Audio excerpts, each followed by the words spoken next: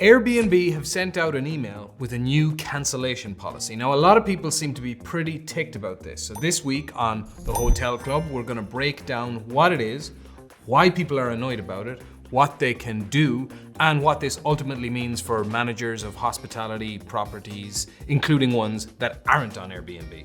Before we start, I'd like to ask everyone to click subscribe so as not to miss anything on the channel, and so we get to have our little party once we get past 500 subscribers. So, if anyone is not up to speed on the ins and outs of Airbnb as opposed to something like Booking, I definitely recommend checking out our video on the subject. It's a long video, it's pretty detailed, and it ultimately concludes that Airbnb is slightly more on the side of the property owner than the guest because they see themselves more as a product for property owner than facilitator for guests. Well, as you'll see at the end of this video, that may very well be starting to change. Before that though, let's talk about the new policy itself. So it's a three-parter, you might have seen it in the email already. First, they've removed a cap on the financial consequences the host can expect to face for making what they call an avoidable cancellation. It sounds like management speak because it very much is management speak. It's language that they can bend to suit their needs, which is what they're doing here. Previously, the fees you'd have to pay for such a cancellation were limited to $1,000 or whatever that is in Europe. Now, there's simply no limit. In the email they sent around, they're saying the data shows that this move will end up affecting only 2% of their bookings in total, but it's not actually clear at all what that actually means, so it's anyone's guess. Next, they've removed the host option for cancellation. They've removed the option listing doesn't fit guests' needs, right? Which was code for, I've got a bad feeling about this, a lot of people that hosts used to use. Now, this was a popular option for hosts who simply wanted to cancel, maybe for personal reasons. It was an opportunity for hosts to use management speak themselves. Not anymore. Maybe this is an indication that hosts aren't quite management material anymore in the eyes of Airbnb. Well, we'll see at the end. Now, there are a couple of exceptions to these rules. Firstly, if you can provide clear evidence that the incoming guest was planning to break the rules of the property.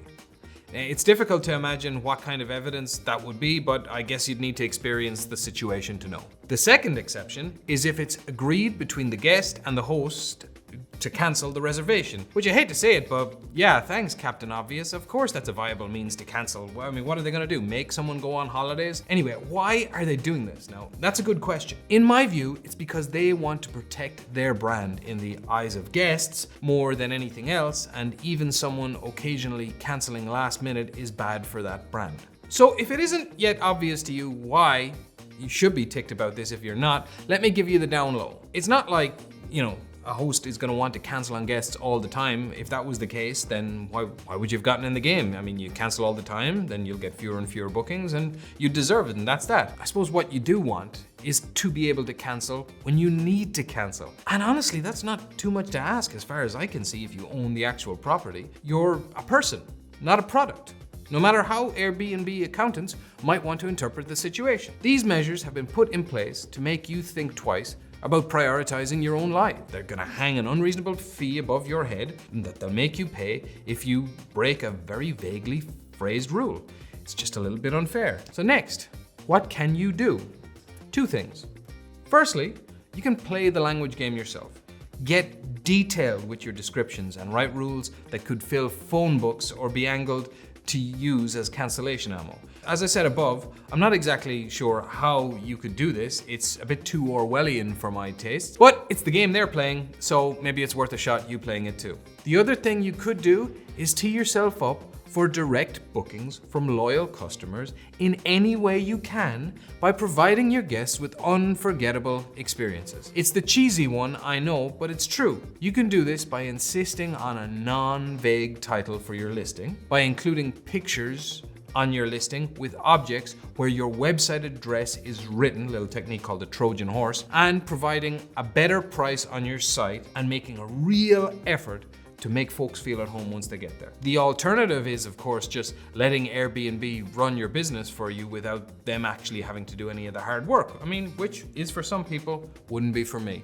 Similar measures have been taken at Booking in the last year, and folks, I have to tell you, it feels a bit like a pendulum swinging back moment. Like more people are traveling than ever before, and a decent portion of those who are traveling for traveling's sake crave one thing over anything else, and that's authenticity. The days of Airbnb being a user-friendly platform that helps hosts sell rooms to a very specific portion of the market are done, and the days of them existing to sell rooms to guests, and that's that, have well and truly begun.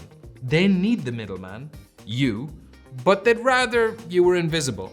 A lot of people get in the property management game to work for themselves. Sorry folks, but as these new cancellation policies indicate, now you work for Airbnb. Say hi to the boss for me.